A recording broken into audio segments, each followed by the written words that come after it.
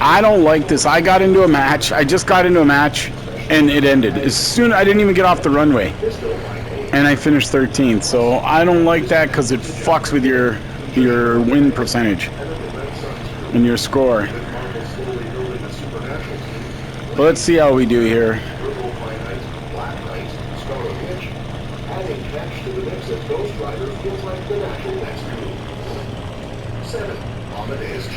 Ooh, there's a lot of people getting shot at over there.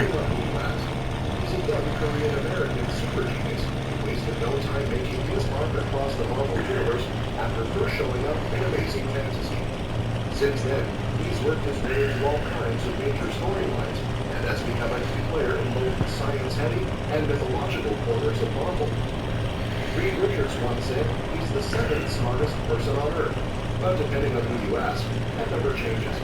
Hank Pym thinks he's 8th, Bruce Banner says 10th, and changes his mind, and even the eternal Ajax believes he's smarter than some immortals. Hercules and Hephaestus both admit Amadeus might actually be smarter than they are, which says a lot. He can pull off insanely complex calculations in his head on the fly, like redirecting missiles or tracking the Hulk just by analyzing jump patterns. But using his brain at that level burns a ton of energy, so he needs to dig a lot afterward. He's been known to ride around. Ooh, this looks like chaos. Devices rigged to control signals around him. At one point, he got hit with something called the cathexis ray, which boosted his brain power even more and let him mess with physics in a small area. He used that power to shut down villains like Modok, but eventually lost it when Banner reversed the effect. He once got his hands on Ant-Man's helmet, and with passing ranks okay, he used it not to shrink, but to communicate with insects by boosting its telepathic features. He's also inherited Hercules' legendary mace and uses Banner's tech with extra tools like scanners and force fields.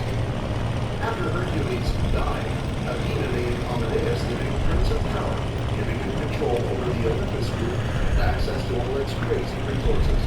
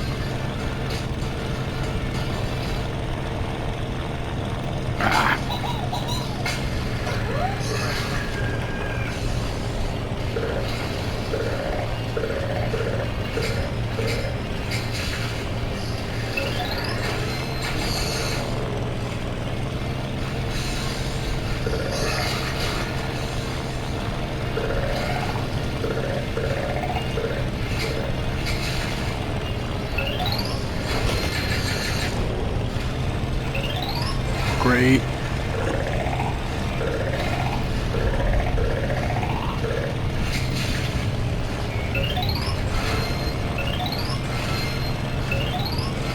Oh, sniper almost shot you. Damn it. Wow, I almost shot him. This is hard, man. This is hard to find. Later on, he turned into a Hulk himself, using nanotech based on gamma radiation. At first, he could stay in control. When that started slipping, he modified the tech to create a slimmer form called Brawn.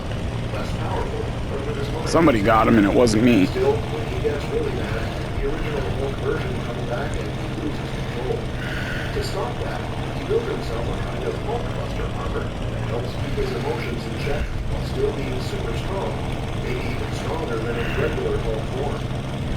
Amadeus chose to totally shake things up in the MCU as more of a rebellious type, kind of a lone wolf, sometimes literally, since he's often seen with a ability problem.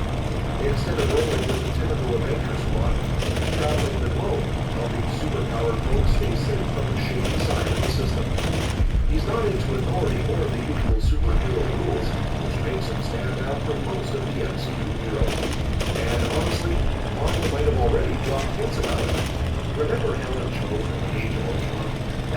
Alias is on in the comics. There's still a window to introduce him before home exits for good. And you know the Zebra's banner past the Shit, I got shot. who can carry on the legacy in his own unique way. Oh, and there's buzz that Helen Joe and Ultron could show up again in the Vision series, which might be where Amadeus finally enters the scene. 6. Captain Britain. Some folks might write off Captain Britain as just a British version of Captain America, but honestly, the similarities pretty much stop at the name. Brian Braddock has his own thing going on.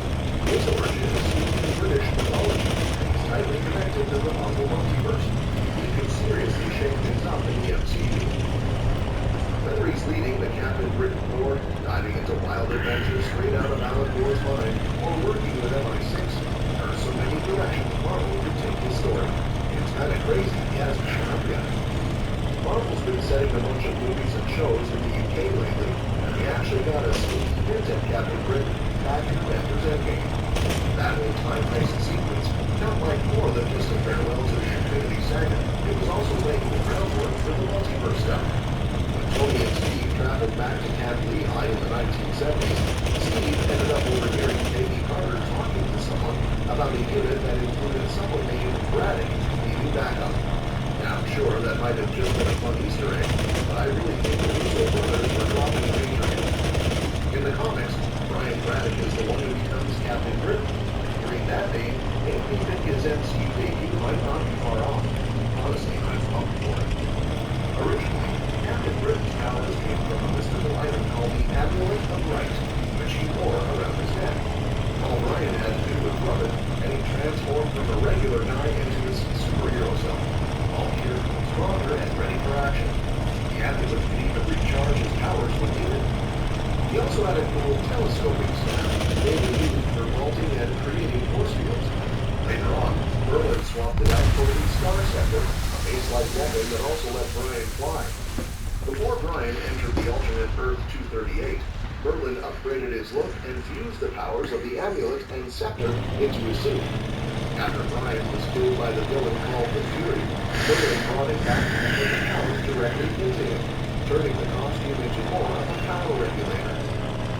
Eventually, Brian didn't even need the suit anymore because his powers came from his otherworld lineage. All was from that dimension. He had classic superhero stats: super strength, speed, stamina, durability, flight at supersonic speeds, and even sharper senses. This guy Robinson's dog, man, every time I'm in a game with him, he sucks. Yet he's in the top 10. He could only hang on to his powers on Earth if he wore the suit.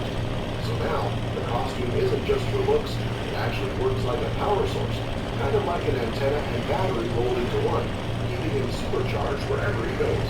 So with all that in mind, you still think he's just a Captain America clone? Fine, move on. The MCU is already packed with genius little characters, and with Reed Richards on the way, that list is only growing. But if there's one guy who could really go toe-to-toe with Mr. Fantastic in the brains department, it's Adam Brashear, better known as Blue Marvel. His origin is pretty wild. Back in the 1960s, Adam gained his powers during an experiment involving antimatter and the negative zone. He started out as a superhero, but due to the racial climate of the time, the government pressured him to stay out of the spotlight and quietly continue his work behind the scenes. Eventually, Blue Marvel did return to public light, now as a season. Come on, don't start. 4. Quasar. Quasar in the comics kind of feels like Marvel's. Come on, stop, man. Don't start this crap. Wendell Vaughn starts off as a regular guy who ends up with these powerful cosmic items called the Oh my god. They let him create solid energy constructs, basically like Marvel's version of a Green Lantern ring. What makes Quasar fun is that he's got this chill, down-to-earth personality, but he's constantly thrown into wild space adventures. Sure, he's teamed up with the Avengers, but most of his stories take place out in the far reaches of the galaxy, where he's facing off against aliens, cosmic threats, and all sorts of weirdness. The contrast between his average high vibe and the massive scale of his battles is a big part of what makes him interesting. 3. The original Human Torch. The first ever Marvel superhero wasn't even fake. It wasn't Spider-Man, or even the Fantastic Four of Johnny Storm. It was actually the original Human Torch, an android who debuted way back in Marvel Comics #1 in 19 1939. This version of the torch could ignite itself at will and was one of the earliest heroes in the Marvel Universe. After spending years out of commission, he popped back up in emergency agent mission on the Avengers West Coast and has made occasional appearances since. What makes him so interesting is his origin as an artificial being and his deep connection to Marvel's roots. The MCU has already shown his body actually. His body made a Blink and Innocent cameo in Captain America the First Avenger, spotted on display at the Star Expo. Honestly, he'd be perfect for a period piece-style MCU movie set in the early days of Marvel history. Fuck. 2. Nomad.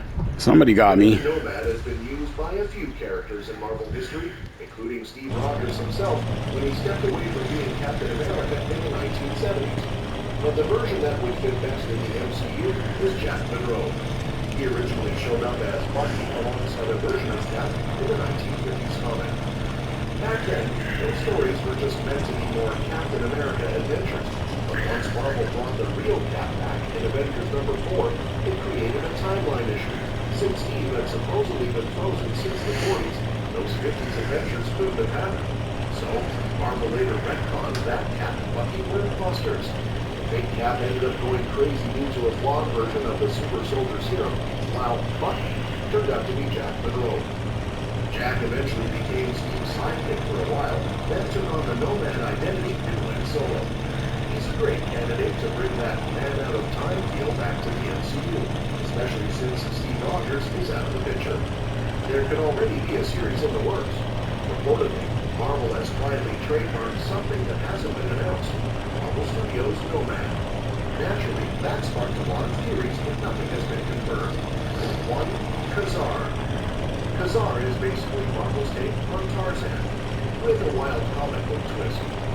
Kevin Plunder was born into a life of luxury, but ended up orphaned in the Savage Land, a hidden prehistorical jungle tucked away in Antarctica. Yeah, just go with it. He was raised by a saber-toothed tiger named Zabu, and grew up to become the jungle's top warrior. Along the way, he crossed paths with the X-Men, Spider-Man, and a bunch of other Marvel heroes. What really made Khazar shine, though, was a run by Mark Waid and Andy Kubert when he and Zabu moved to New York City. That series gave us some great fish-out-of-water moments, with Khazar adjusting to city life while still being very much a wild jungle hero. And get this, he even managed to take down Thanos during that era. He might not have superpowers in the traditional sense, but he's far from ordinary. He's a peak-level athlete with survival skills honed by a lifetime in the Savage Land. Think expert trapper, hunter, forager, basically a jungle-born survivalist who can hold his own with just a knife, a sling, or a bow and arrow. Well, that's it for today. Who do you want to see make their MCU debut next? Is there a lesser-known hero you think deserves this? Come on. Drop your picks in the comments below. Hey, if you enjoyed this list, make sure to hit that subscribe button so you don't miss our video about more Marvel characters, upcoming films, and Disney Plus series. Catch you in the next one.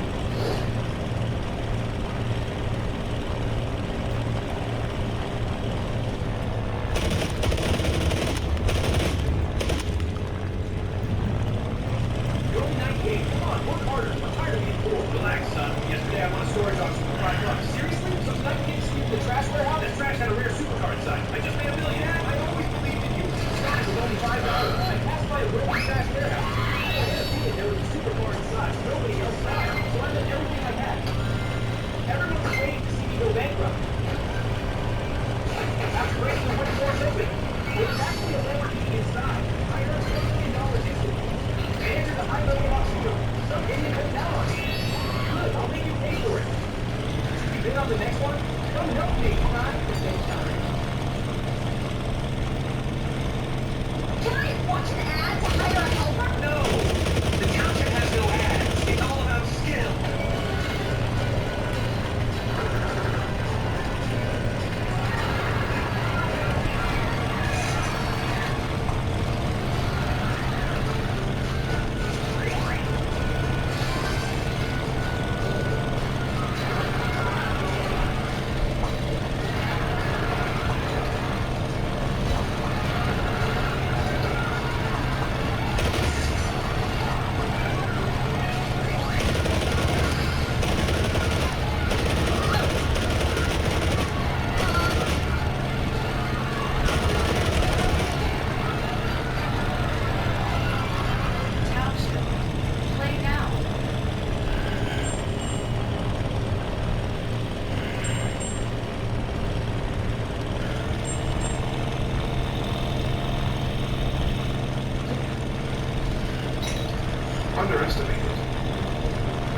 barrel.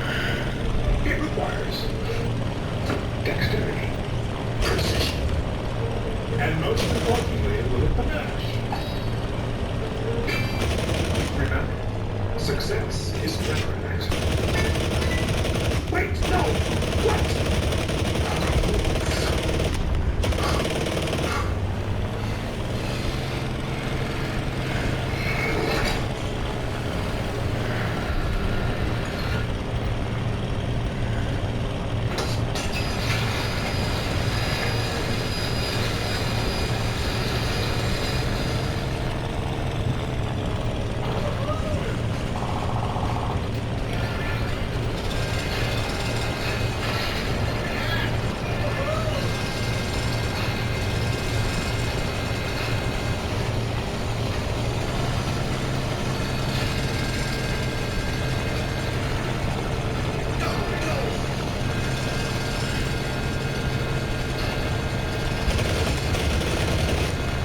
Oop, my bad.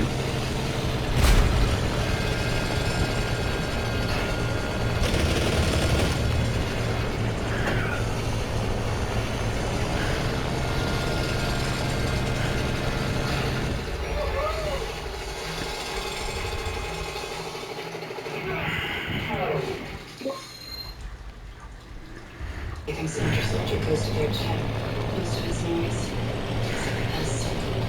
Welcome to Watch Mojo. And today we're Sebastian, you motherfucker, you shot me down, you piece of shit.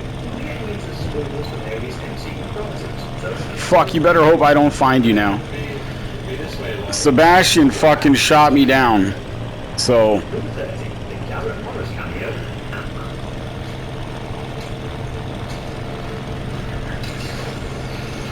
you better hope I don't find him.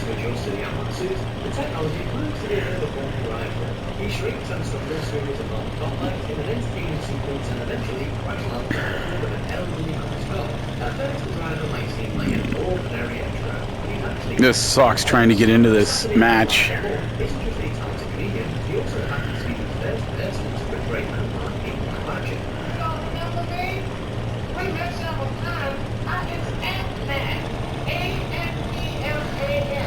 Since Garrett was only the character for an SNL skit, he didn't technically play Ant-Man in the official project.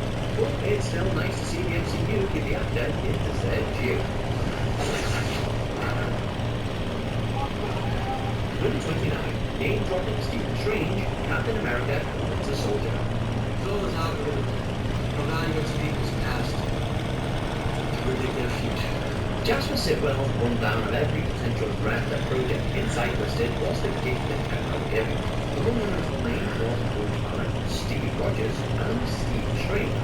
Nowadays, a kid non Doctor Strange is hardly anything to freak out over, but the thing you have to remember is that at this point, Doctor Strange was maybe in the MCU yet. Of course, this was before we knew Benedict Cumberbatch would get the role. Bruce Banner, Stephen Strange, anyone was the president. Now, presentation. So, a line that teased the arrival of the Sorcerer Supreme and the mystical side of the MCU was all those looking to excite fans. If Hydra was scared of Steven back when he was just a surgeon, then he must be something to be terrified from now.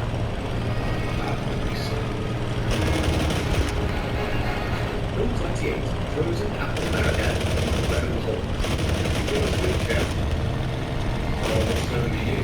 Steve Rogers spends a lot of time on the nights, but that doesn't mean nothing better than happened during his 17-year now. In the infamous deleted scene from The Incredible Hulk, which man travels to the Arctic and tries to take his own life.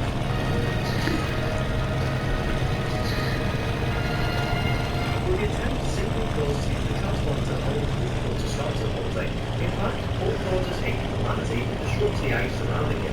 If you pause and look closer, you can see the faint outline of Captain America hidden ice. From there, it's not hard to imagine that Hulk's actions would have accelerated the Star-Spangled Avengers' eventual return. Oh my god, I can't fucking see.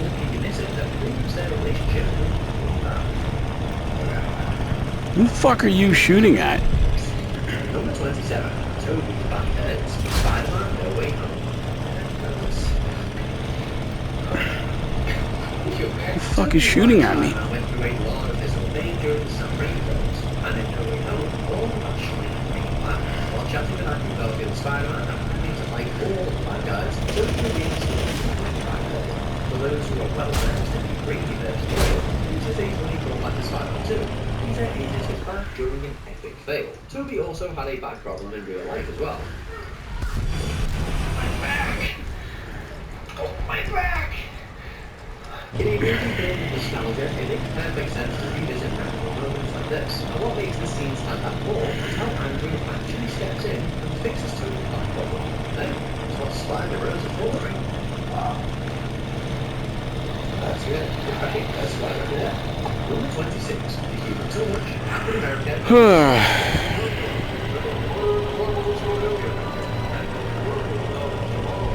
When Steve and Bucky visit an exposition showcasing innovative technologies, a special display featuring a figure in a red suit can be spotted. This is a reference to the Human Torch. Well, no, not the John Storm one. It's actually a nod to the OG Human Torch, an android named Jim Hammond. Hammond is sort of superpowered royalty, since he was one of the first characters Marvel ever debuted in the comics. If you think about it, it's really cool that the movie about the first Avenger features a nod to one of Marvel's first ever heroes, period. Of course, while it wasn't Johnny Storm, a Human Torch Easter egg in a movie starring Chris Evans just feels appropriate. Number 25, Hail Hydra, Avengers Endgame. Sorry, Cap. In the midst of an elaborate time travel plot, Captain America found himself in an elevator scene reminiscent of Winter Soldier. Except instead of fighting Hydra agents, this time things went differently. Steve essentially avoided a confrontation by constantly throwing specific praise and leaving the elevator with what he wanted.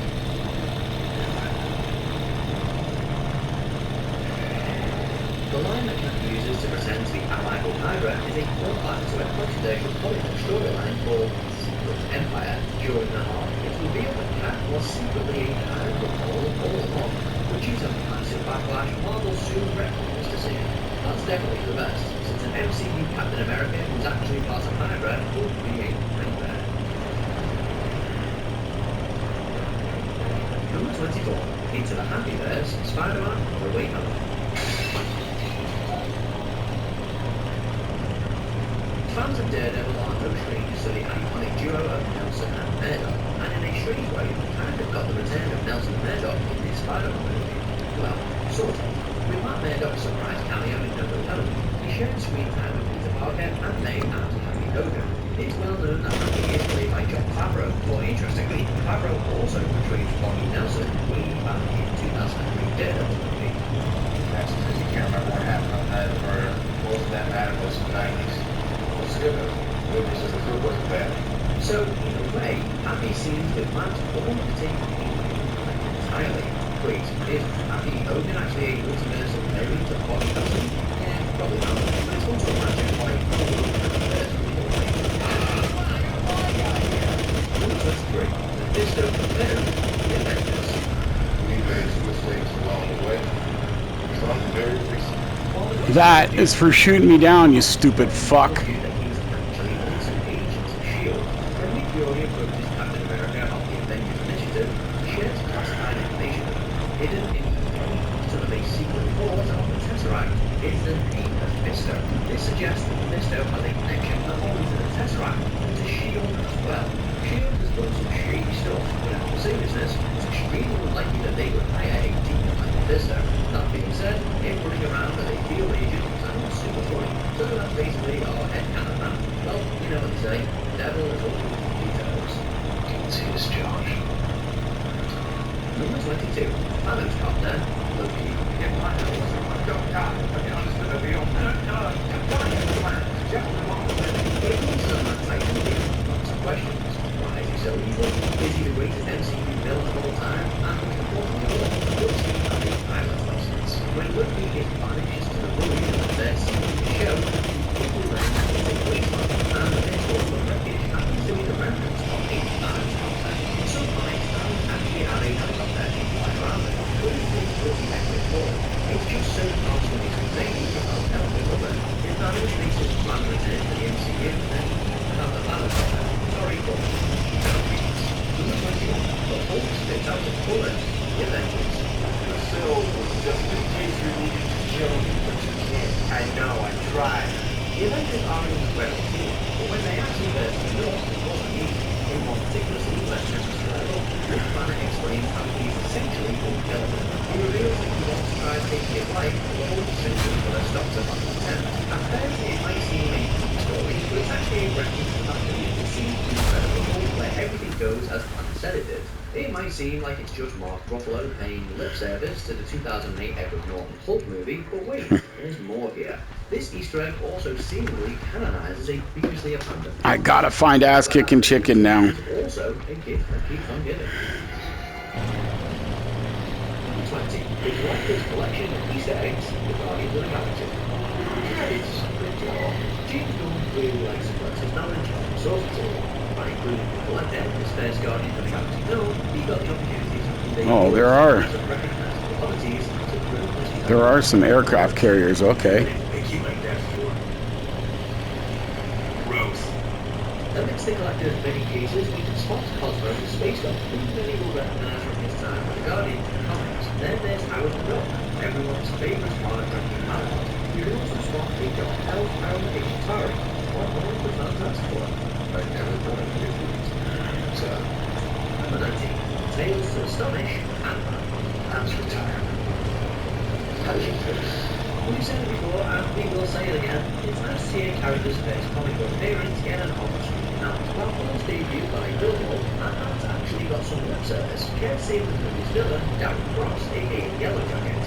But just imagine a soldier the size of this.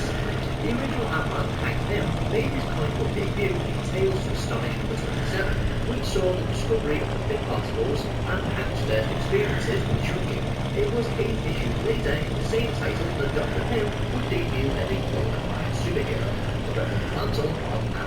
In the film, after showing footage of Hank's early adventures, Cross loudly proclaims Tales to Astonish. It's quick, but a nice nod nonetheless. Tales to Astonish.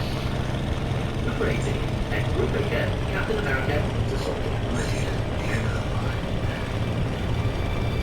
Nowadays, no one stays dead in comics. If a character is killed off, they're sure to make a triumphant return after hundreds of years, probably with a complicated story arc detailing the means by which they cheated death, but that wasn't always the case. In 1968, after 27 years of service by Captain America's side, Bucky Barnes was retroactively killed off in World War II. Find your dad. Find your soldier. And he stayed dead for 4 decades. Then, in 2005, writer Ed Brubaker revived Bucky and gave us the awesome character to the Winter Soldier. When Bucky came back from the dead in the MCU, Ed Brubaker did it again by playing one of the on-screen scientists. Number 17, the Ten Rings Connection is Mark. You're a bit of a laugh. Do you know anything about your mushroom travel off the top of your head? While this TV show wasn't standalone, it has a significant tie into the wider MCU. In a flashback to 1942, a clandestine spy game battle called Quantum Man in an Indian temple. On the floor, you can see the symbol of the Ten Rings, the criminal organization of Shang-Chi. Well, how the band ended up there remains a mystery. Redwood might have collected various artifacts over the centuries, which may have led to an encounter with the crew. The Quantum Band might also be linked to the actual Ten Rings, as both are ancient weapons of all their origins. In any case, this is an interesting little reference and sparked many theories. Have you lied to my approach? You want to destroy us all? Is that what I told you? Number 16, Get the Watch, Captain America, First Avenger.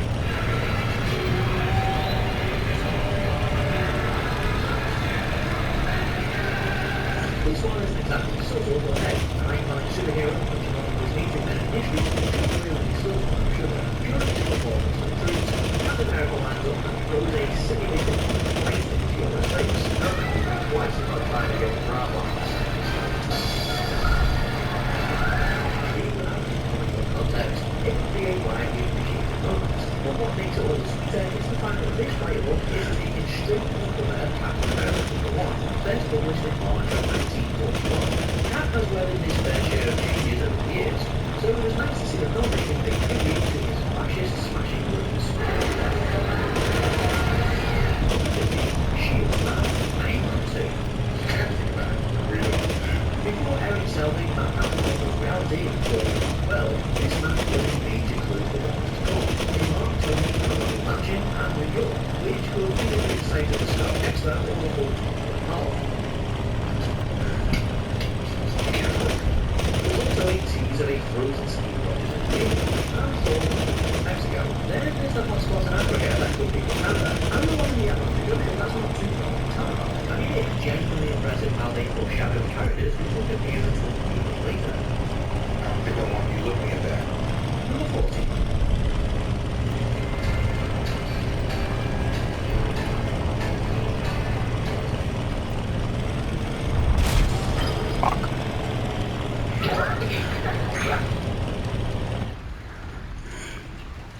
With Walmart Plus, members get more. Get free shipping on thousands of items with no minimum, even on small orders. And unlimited free same-day delivery. Try it free for 30 days. Membership that delivers. Walmart Plus.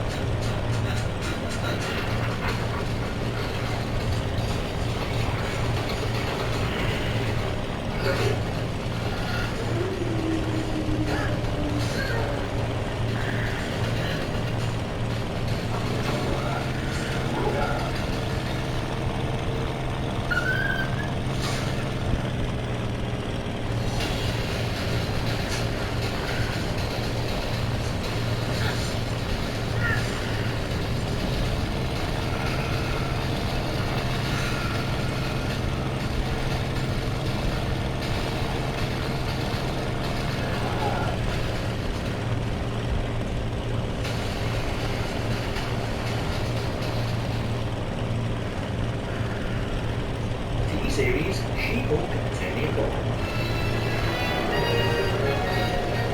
Another clearly hasn't shied away from being tribute to TV and predecessors. In the finale to She-Hulk, we get a show opening that is straight out of the 70s. Jennifer Walters, housewife, lawyer, elect, searching for a way to balance a career and her personal life. Complete with retro visuals and dramatic narration, this is a clear reference to the iconic opening titles of the Incredible Hulk series. And now, when Jennifer Walters goes to make an evil upgrade, a startling metamorphosis occurs. Everything from the film green to entire recreated shots make this a clever gag for fans of the original show. Tatiana Maslany even has a male body double, echoing Luke Ferrigno's role as the Jade Giant.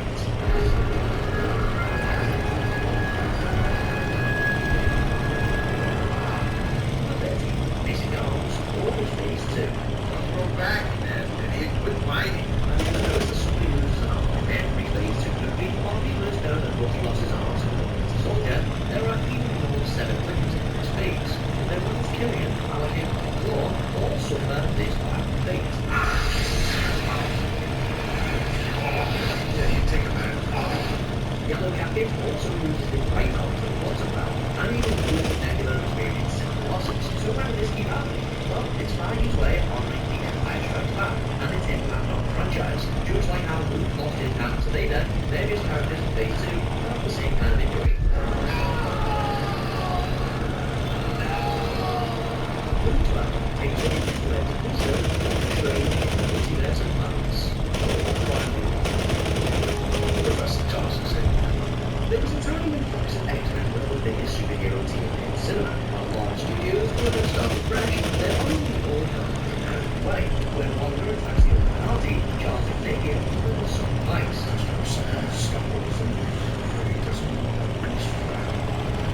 I don't see what I would want to straight The line he uses is actually from Days of Future Past, where Xavier talks to his young Wilson himself. This moment captures the heart that Stuart brought to the role over 20 years ago. It's unfitting that he uses the film to show his trust in Stephen, and it's reassuring that his faith in others remains constant throughout the multiverse.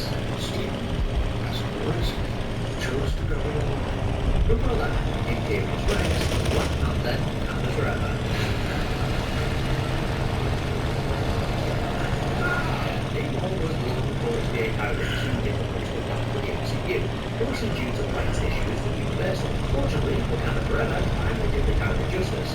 captures everything we love of anti-hero, signature intensity, legality, and bold feet. They even included his comic book catchphrase in his fight with Shuri. The line in Fury's Rex roughly translates flat into Empire King. Though it doesn't quite fit his best American roots, it's still a great nod to the comics that showcase his arrogance and power. Number 10, Netflix theme, She-Hulk and 10-Year War. How about I just smash our way in? Because they have weapons, Jennifer. Yeah, good thing She-Hulk is indestructible, Matthew. After his return in No Way Home, it was just a matter of time before we saw Mark Murdock show up in another project. Since She-Hulk also features a superhero lawyer, it made perfect sense for him to appear. Their team up brought fights, electric chemistry, and they recognized his music. Are you like a superhero? Like the gold devil. I'm there now. Having some banter with Jeff Mann, the opening theme from Netflix's Daredevil films. This was a cherished callback to one time of that show, and a reassuring sign the elements that made it work were not really forgotten. Like 5 detective written bullshit. Number 9, previous champions, Paul White. Let's get ready to look in the sky here in Japanese. When Paul gets stranded on Sakar, he's forced to fight the whole in the contest of champions. Oh, sorry. You know the regular champion will lose. That's still the I gotta show this video because it literally did not show me who it was. I literally was like, among them are the Philippines, Tyrese and Paul, suggesting that they may be defeated by him in the arena before their mechanical faces with their HP form. Rebecca and ultimately Bill, ally of Thor, who's working on his hammer. The creature known as Platform also has a splinter, so it looks like we have a legend beyond the scheme of consequences in Werewolf Nights. Number 8, Full Press Wolverine, Deadpool and Wolverine. Just give me one more try and then I'll hear. This movie is based on Disney, and the best one is this movie, Mrs. Cant. Deadpool explores the multiverse, he runs into a open wizard obstacle to look for toxic brands, and soon is already true. Closely, you can also spot the book reflection in his claws. This image recreates of the volume's colour of Incredible Hulk from 1940. The art of the iconic art, and the sequel brought to life for the base movie based on the show as well. Want to build a show that has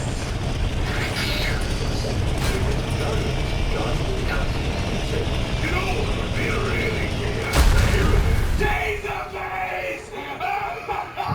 More so than perhaps any other director working for Marvel, James Gunn has a deep, deep love for the source material from which he's drawing from.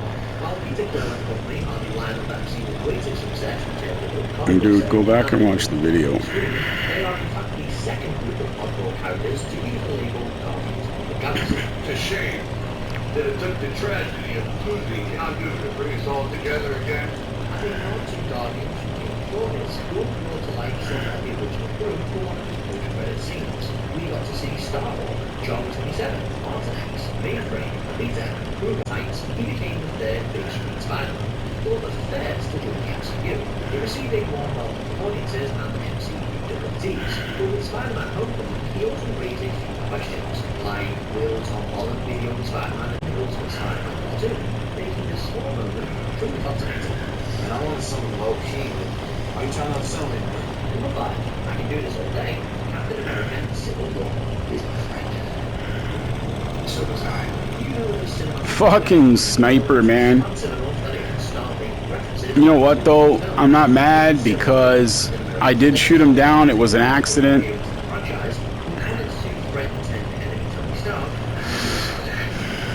But I can't fucking find him to send him a message and tell him that it was an accident.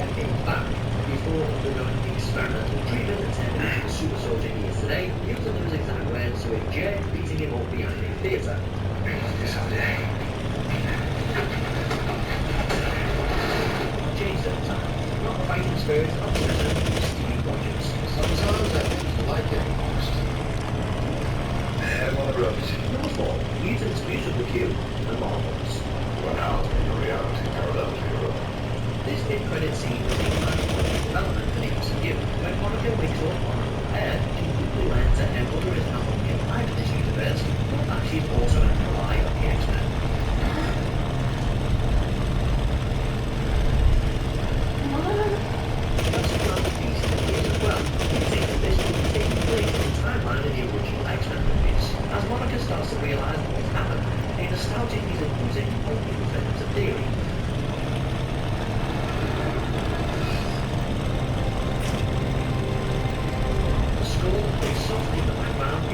unmistakably your opponent's X-Men feet. Hinting at the possibility of a future crossover. Hours. Who the fuck is shooting me now? 33, The Amazing Spider-Man number 33, Spider-Man Homecoming. Paragon. There are many ways in which Marvel has paid homage to Spider-Man's co-creators. In addition to borrowing Steve Ditko's classic costume, an important moment from the comic was brought to life here. When Peter is trapped under a collapsed building, he's left defeated and this is a live-action take on a scene from the Amazing Spider-Man novel. Alright, we're gonna try this again. We're gonna try and go and find... Well, that's weird. I can't find a sniper to tell him that it was an accident.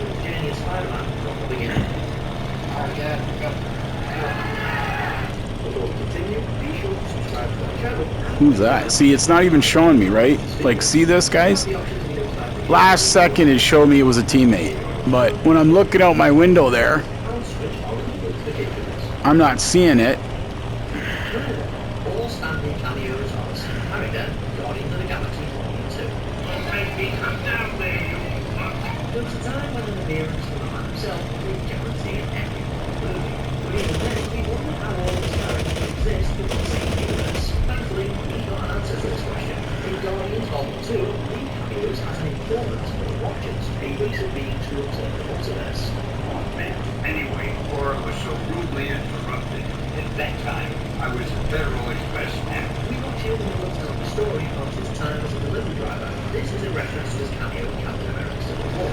Even though it's two of the same character, it's likely that all his characters are the same person, even the father who killed Rosa.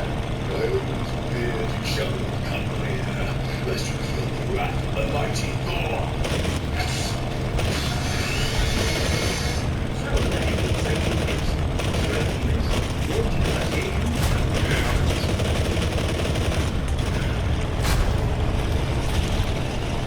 You got me again. Here, I'm giving you my family heirloom lumber axe. I've already got a level 100 What the fuck? Now I got guys on my own fucking team shooting me down. This is ridiculous. Zero ads. Zero ads. Sick of those games. This is that Thunderchild? Who's that over there? Fucking Thunderchild. Why'd you shoot me down, dumb fuck? Builder of 2026. Zero annoying ads. Zero tedious grinding. Zero pressure. No forced dealing. So now I owe Thunderchild now. In this game, build amazing shelters, expand your own base, and watch everything grow. Download Tile Squire for free right now and discover why this game Literally got teammates shooting me down in this match. life doesn't always welcome to you ready. That's where money work comes in. Loans up to $25,000. Don't forget the cash payment class.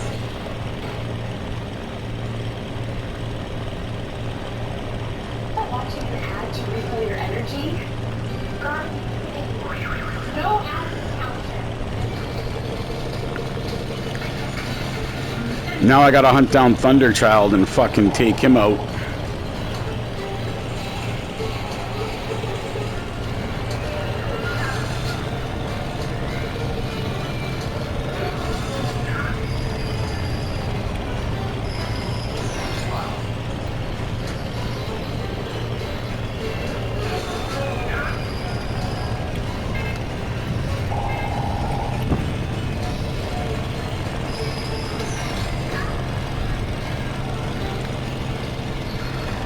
Why are you being an idiot, you fucking Thunderchild, huh?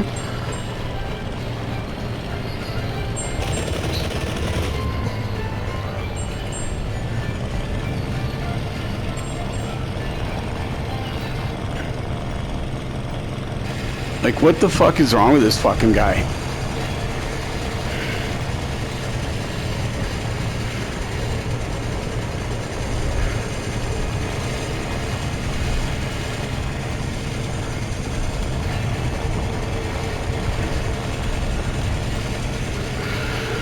Now he knows I'm after him, right?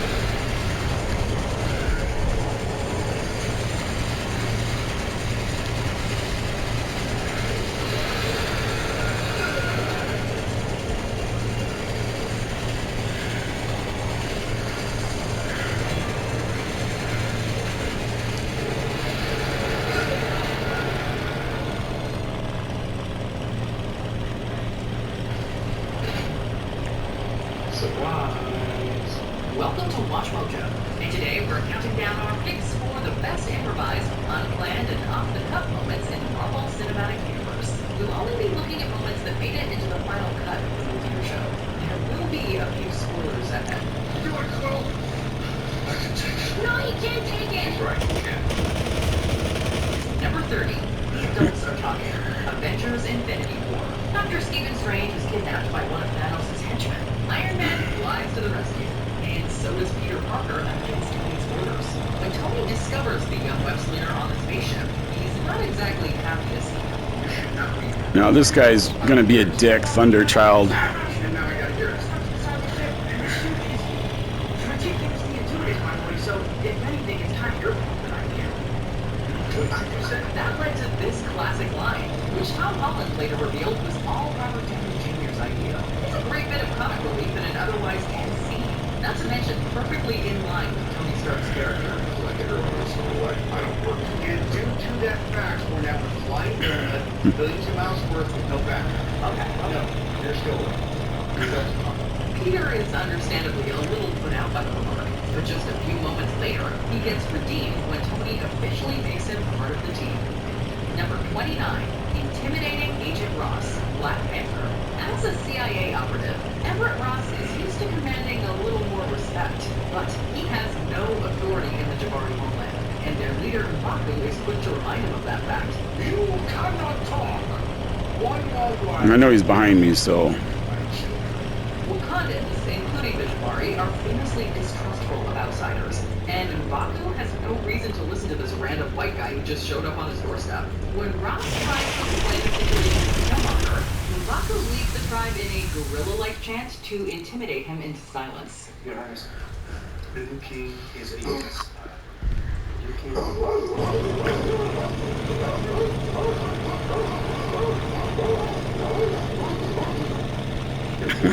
Winston Duke shared that he came up with the chant as a way of recognizing the Jabari's pride and their connection to the gorilla god Khanmar. Number 28, Secret Door, Avengers Age of Ultron. Good things happen when directors... Madison, why are you flying in a biplane, dude? Iron Man searches for clues with Jarvis's help. The original script reportedly had no dialogue written for this moment, so RPJ got to have a little fun with it.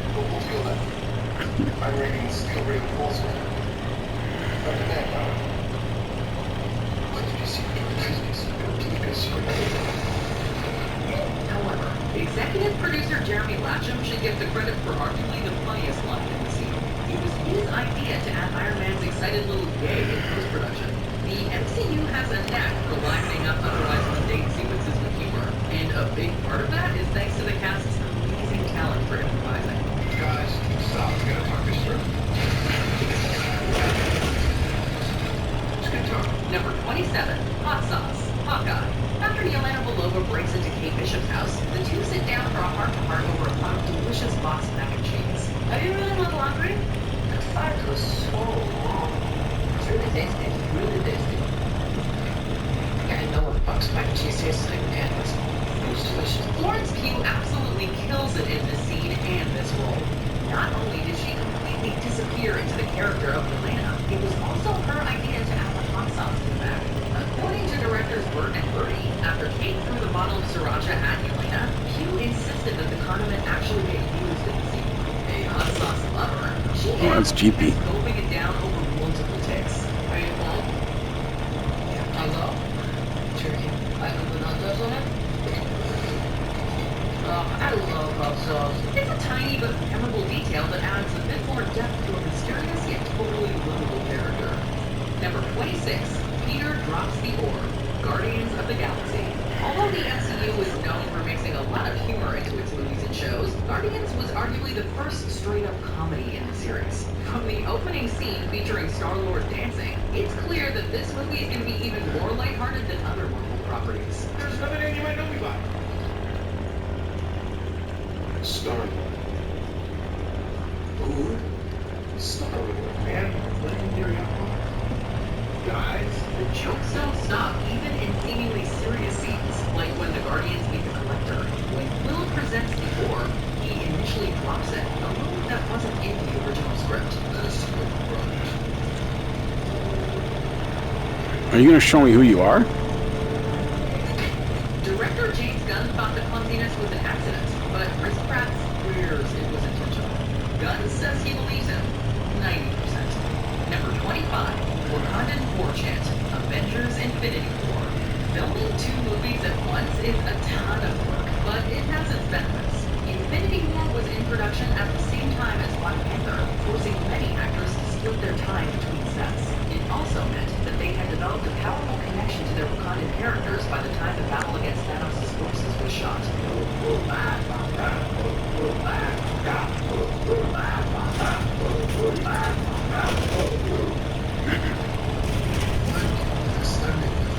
Directors Joe and Anthony Russo If that was him again, I swear to God. began leading his fellow Jabari in an intimidating war chant.